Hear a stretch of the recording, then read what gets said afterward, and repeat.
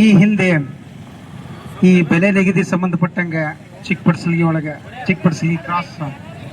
ಚಿಕ್ಕಲ್ಗಿ cross ಒಳಗೆ ರೈತರು ದೊಡ್ಡ ಪ್ರಮಾಣದಾಗ ಹೋರಾಟ ಮಾಡಿದಾಗ ನಮ್ಮ ವಕೀಲರ ಸಂಘದ ಅಧ್ಯಕ್ಷರು, ಉಪಾಧ್ಯಕ್ಷರು ಮತ್ತು ಎಲ್ಲ ಸದಸ್ಯರು ನಾವು ಅವ್ರ ಹೋರಾಟಕ್ಕೆ ಬೆಂಬಲವನ್ನು ಕೊಟ್ಟಿದ್ದೆವು. ಅದೇ ರೀತಿ ಅವರಿಗೆ ಪತ್ರ ಮುಖೇನ ಸಹ ನಾವು ಬೆಂಬಲವನ್ನು ವ್ಯಕ್ತಪಡಿಸಿದ್ದೇವೆ. ಬದುಕಬೇಕಾದ್ರೆ ಆ 3 ಜನರನ್ನ, ಆ ಸಕ್ಕರೆ ಕಾರ್ಖಾನೆ MDಗಳನ್ನ ಇಲ್ಲಿ ಬೀದಿ ತಂದು ನಿಲ್ಲಿಸ್ರಿ. ನಮ್ಮ ಕಾಲಕ್ಕೆ ಚಪ್ಪಲಿಲ್ಲ, ಕಾಲ್ ಸುಡಾತಾವ, ಆದ್ರೂ ಬೀದಿ ಬಂದಿದ್ದೇವೆ. ಯೋಚನೆ ಮಾಡ್ರಿ, ಅವ್ರು AC ರೂಮ್ನಾಗ ಕೂತ ನಮ್ ಜೊತೆ 3 ಲಕ್ಷ ಕುಟುಂಬದ ಜೊತೆ ಆಟ ಆಡತ್ತಿದ್ರಲ್ಲ. ದಯವಿಟ್ಟು ತಾಲೂಕಿನ ಆಡಳಿತ ಅವ್ರನ್ನ ಸರಿ ದಾರಿ ತರುವಂತ ವಕೀಲ ಸಂಘದ ಪ್ರಧಾನ ಕಾರ್ಯದರ್ಶಿಗಳಾದ ಶಿವಾನಂದ ಪಾರ್ಶೆಟ್ಟಿ ತಾಲೂಕಾ ಜಮಖಂಡಿ ತಾಲೂಕದಲ್ಲಿ ಇರ್ತಕ್ಕಂಥ ಕಾರ್ಖಾನೆ ಮಾಲೀಕರ ರೈತರ ಸಭೆ ಕರೆದ ಒಂದು ಬಿಲ್ ಹಾಕುವಂತದ್ದು ಫೈನಲ್ ಆಗ್ಬೇಕು. DC ಅವರು ಬರ್ಲಿ. ಅಕಸ್ಮಾತ್ 4 ಗಂಟೆ ಟೈಮ್ ಮೀರಿ ಹೋಗ್ತಂತ ಹೇಳಿತ್ತಂದ್ರ ನಾಡಿದ್ದು ಯಾವಾಗತ್ರಿ? ಗುರುವಾರ ದಿನ ಚಿಕ್ಕಲ್ಗಿ ಕ್ರಾಸ್ ಅನ್ನ ಬಂದ್ ಮಾಡ್ತೀವಿ ಅಂತ ಹೇಳಿ ಕಿಶಿಂದ ಆಲ್ಮೋಸ್ಟ್ ನಿರ್ಣಯವನ್ನು ಮಾಡ್ಯಾರು. ಅದಕ್ಕ ನಾಳೆ ದಿನ 4 ಗಂಟೆ ಒಳಗಾಗಿ ಕಾರ್ಖಾನೆ ಮಾಲೀಕರನ್ನ ಇಡೀ ರೈತರನ್ನ ಮೀಟಿಂಗ್ ಕರೆದ ಬಿಲ್ ಕೊಡುವಂತಂದ್ರೆ ಬಹಳ ಚಲೋ. ಅಕಸ್ಮಾತ್ ಮೀಟಿಂಗ್ ಮಾತ ತಪ್ಪಿರತ್ತೆ ಹೇಳಿತ್ತಂದ್ರ, ತಾಲೂಕಾ ದಂಡಾಧಿಕಾರಿಗಳು ತಪ್ಪಿರತ್ತೆ ಹೇಳಿತ್ತಂದ್ರ ನಾಡಿದ್ದ ದಿನ ಚಿಕ್ಕಲ್ಗಿ ಕ್ರಾಸ್ ಬಂದಾಕತಿ. ಅಲ್ಲಿ ನಾಡ್ ಶುಕ್ರವಾರ ದಿನ ಹೋರಾಟದ ನಿರ್ಣಯಗಳು ಮತ್ ಸಭೆ ಒಳಗ ತೀರ್ಮಾನ ಮಾಡಿ ಘೋಷಣೆ ಮಾಡ್ಬೇಕಾಗತ್ತೆ. ಅದಕ್ಕ ಈಗ ಇಲ್ಲಿ ವಸ್ತಿ ಮತ್ತೆ ಯಾರ್ಯಾರ ದಯವಿಟ್ಟು ಎಲ್ಲಾರು ಇರಿ. ಒಂದ್ 4-5 ಮಂದಿ ಅಷ್ಟೇ ಮನೆಗಿದ್ದೀವಿ ನಾವು. ಆಯಾ ಫ್ಯಾಕ್ಟ್ರಿ MDಗಳು, ಆಯಾ ಫ್ಯಾಕ್ಟ್ರಿ ಮಾಲಕರೇ MDವರೇ ಇಲ್ಲಿ ಹಾಜರಿರ್ಬೇಕು. ಇಲ್ಲಿ ರೈತರ ಸಮ್ಮುಖದೊಳಗ ನಾವ್ ಇಂಥ ದಿನ ಬಿಲ್ ಕೊಡ್ತೀವತ್ತೆ ಒಪ್ಕೊಂಡ್ ಹೋಗ್ಬೇಕು ಅಂತಕೈತಿ. ಅದಕ್ಕ ಸಾರ್ವಜನಿಕವಾಗಿ ಹೋರಾಟಗಾರರ ಮುಂದ ಇದು ನಿರ್ಣಯ ಆಗಬೇಕು. ಒಂದು ನಾಳೆ 4 ಗಂಟೆಗೆ ಅವರು ಸಮಯ ಕೊಡ್ಲಿಲ್ಲ, ಬರ್ಲಿಲ್ಲ ಅಂದ್ರ ಒಂದಾಗ್ತದ. ಯಾವ ರೀತಿ ಗುರುವಾಪುರ ಹೋರಾಟ 2ನೇ ಗುರುವಾಪುರ ಅನಿಸ್ಕೊಂಡಿತ್ತಲ್ಲ ಚಿಕ್ಕಲ್ಗಿ ಕ್ರಾಸ, ಅದು ಮತ್ತೆ ತನ್ನ ಹೋರಾಟದ ಕಳೆಯನ್ನ ಮತ್ತೆ ಈ ನಾಡಿಗೆ ತೋರಿಸುವಂತದ್ದು ಆಗಬಾರ್ದು. ಆ ಗುರುವಾರ ಆದ ನಂತರ ಅದೇ ಹೋರಾಟ ಇಡೀ ತಾಲೂಕಿಗೆ ವ್ಯಾಪಿಸುತ್ತೆ ಅಂತೇಳಿ ಮತ್ತೆ ಹೋರಾಟಗಾರರು ಮತ್ತೆ ಅವತ್ತು ಗುರುವಾರ ನಿರ್ಣಯ ತೆಗೆದುಕೊಂಡು ಇಡೀ ಜಮಖಂಡಿ, ಇದು ಜಮಖಂಡಿ ಬಿಲ್ ಅಷ್ಟೇ ಅಲ್ಲದ, ವಿಜಯಪುರ, ಅಖಂಡ ವಿಜಯಪುರ, ಬಾಗಲಕೋಟೆ 2 ಜಿಲ್ಲೆಯ ರೈತರು ಈ ಫ್ಯಾಕ್ಟರಿಗಳಿಗೆ ಕಬ್ಬನ್ನು ಕಳಿಸಿದ್ದಾರೆ. ಆ ರೈತರು ಸಂಕಷ್ಟದಲ್ಲಿದ್ದಾರೆ.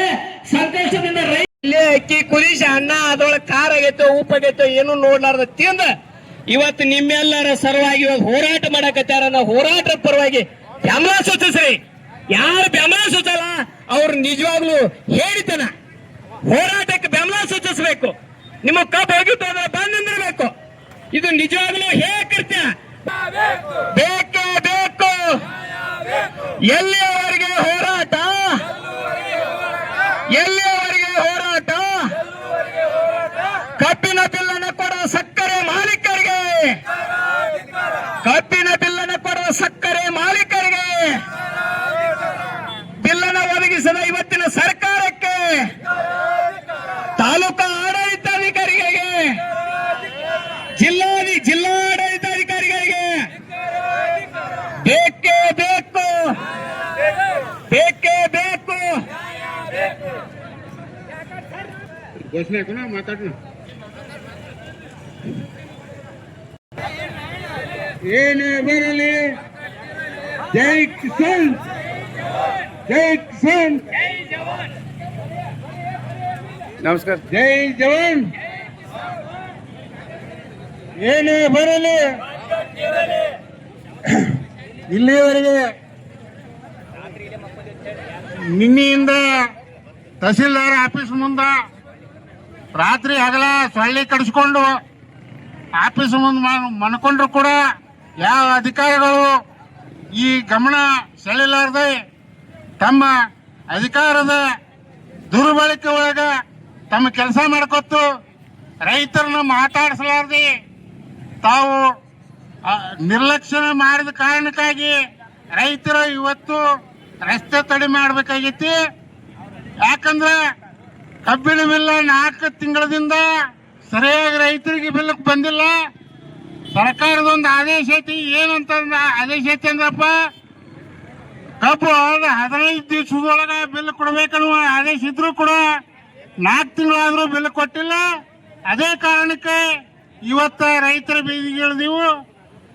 ಈಗ ಇದ್ರ ಮುಂದೆ ಏನೇ ನಾವು ಜೈಲ್ಗೆ ಹೋಗಾಕೂತೇವ್ರ, ಈ ರಸ್ತೆ ತಡೆ ಮಾಡಾಕೂತೇವ್ರ, ಎಷ್ಟೋ ಸಲ ಹೋಗಿ ನಾವು ಬಂದದ್ದು ಐತಿ. ಜೈಲೇನು ಹೊಸದಲ್ಲ, ಜೈಲ್ಗೆ ಹೋಗೋದಿಲ್ಲಪ್ಪ ಎಲ್ಲರೂ. ಈಗ ಜೈಲ್ಗೆ ಹೋಗಕ್ಕೆ ಎಲ್ಲರೂ ತಯಾರಿದಾರಿಲ್ಲಪ್ಪ.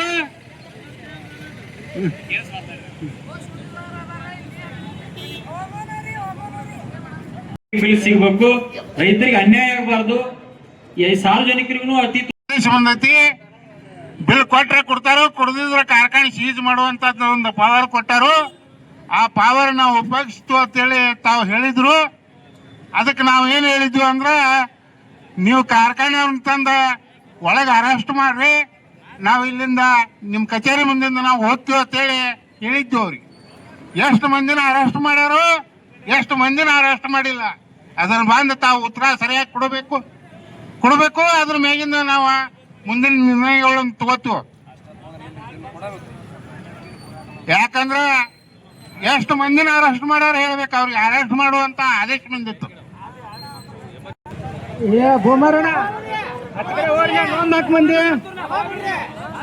ನೋಡ್ರಿ, ನೀವು ಸೈಕಲ್ದವ್ರು ತರಬ್ರಿ, ನಿಮ್ಮ ಹೋರಾಟದು ಬಹಳ ಸ್ಪಷ್ಟತೆ ಇರಲಿ. ಇದು ಹೋರಾಟಕ್ಕ ನೀವು ಏನು ಬೈಕ್ ಮೇಲೆ ಅಡ್ಡಾಡಕತ್ತಿರಲ್ಲ. ನಿಮ್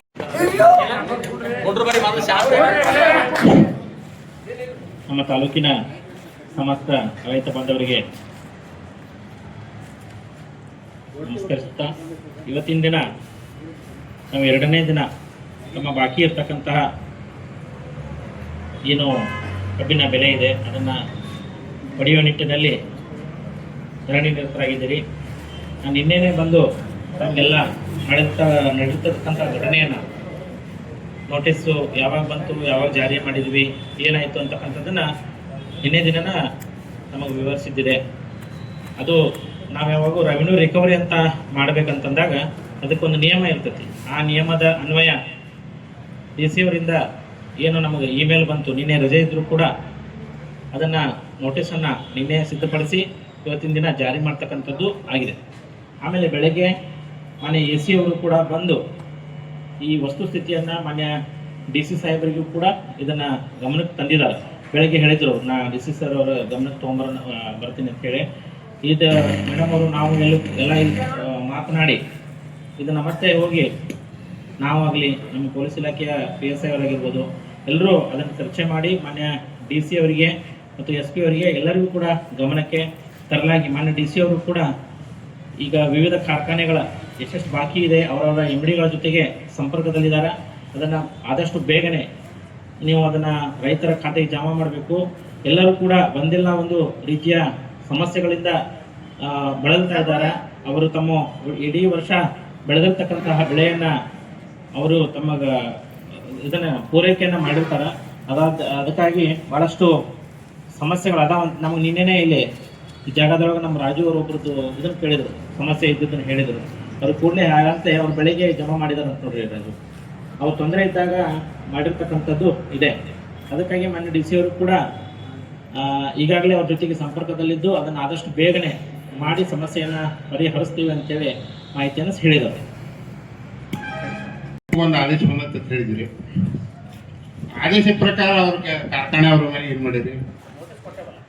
ನೋಟಿಸ್ ಕೊಟ್ಟರಿ. ಎಲ್ಲಿವರೆಗೆ ಅದು ಜಾರಿ?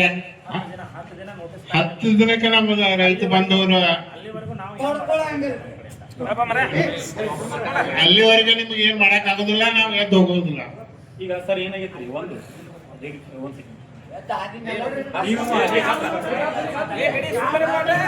ಈಗ ಸ್ವಲ್ಪ ಅಲ್ಲೆಲ್ಲೇ ಗೊಂದಲ ಮಾಡಿದ್ರೆ ಏನೂ ಆಗುದಿಲ್ಲ. ಅವ್ರು ಹೇಳುವಂಥದ್ದು ಗೊತ್ತಲ್ಲ, ಅನಾರು ದಯವಿಟ್ಟು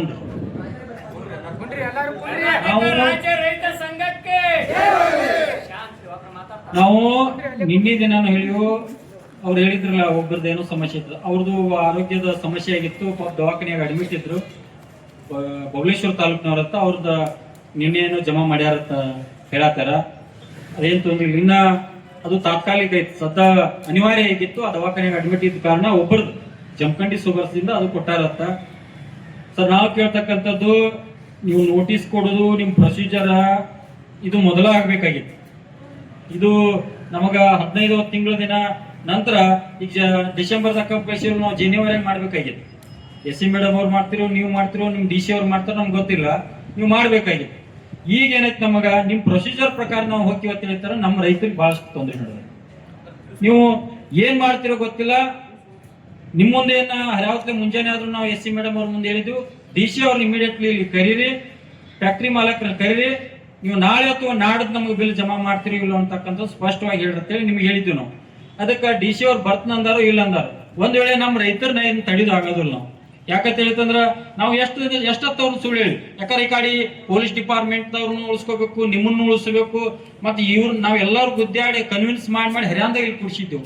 ಬ್ಯಾಡಪ್ಪ ಅಂತೇಳಿ ಅವ್ರ ಕಡೆ ಇದ್ರು. ಅದಕ್ಕೆ DC ಅವ್ರು ಏನೇನ್ ಅಂದಾರು ಏನೇನಿಲ್ಲ ಚರ್ಚೆ ಮಾಡ್ಯಾರ ಅಂತಕ್ಕಂಥದ್ದು ನೀವು ಹೇಳ್ರಿ. ಅದಾದ ನಂತರ ಮುಂದಿನ ನಾವು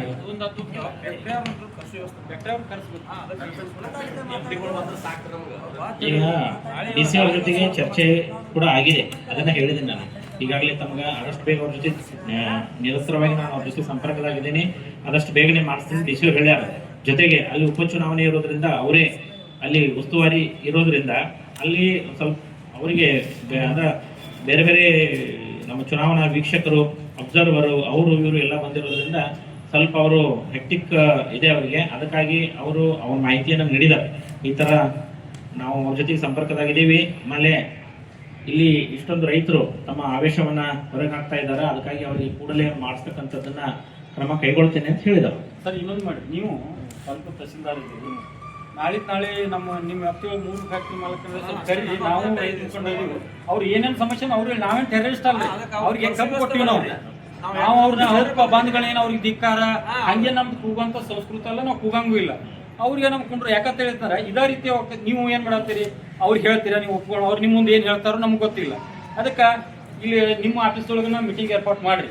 ನಾಳೆ 10-11 ಗಂಟೆಗೆ ಅವರು ಬರಲಿ, ನಿಮ್ಮ ವ್ಯಾಪ್ತಿಯಲ್ಲಿ ಬರ್ತಕ್ಕಂಥ 3 ಕಾರ್ಖಾನೆದವರು ಬರಲಿ, ನಾವು ರೈತ ಮುಖಂಡ ಅದು ಏನನ್ನೋ ಸಮಕ್ಷಮ ನಮ್ಗೆ ಚರ್ಚೆ ಆಗಲಿ. ಮಾಡಕ್ ಸಾಧ್ಯ ಇಲ್ಲ. ನಾವು ಇದನ್ನ ಏನು ಈ ಬೇಡಿಕೆನ ಪ್ರಸ್ತಾಪ ಪಡಿಸಿದ್ರಿ, ನಾನು ಅವ್ರ ಜೊತೆಗೆ ಮಾತಾಡಿ ಅದೇನೈತೆ ನಿಮ್ಗೆ ತಿಳಿಸ್ತೀವಿ. ತಹಸೀಲ್ದಾರ್ ಅವ್ರು ಹೋಗ್ಲಿ, ಅವರು ಕೆಲಸ ಮಾಡಕತ್ತಾರ ಮಾಡ್ಲಿ, ನಮ್ದೇನಿಲ್ಲ.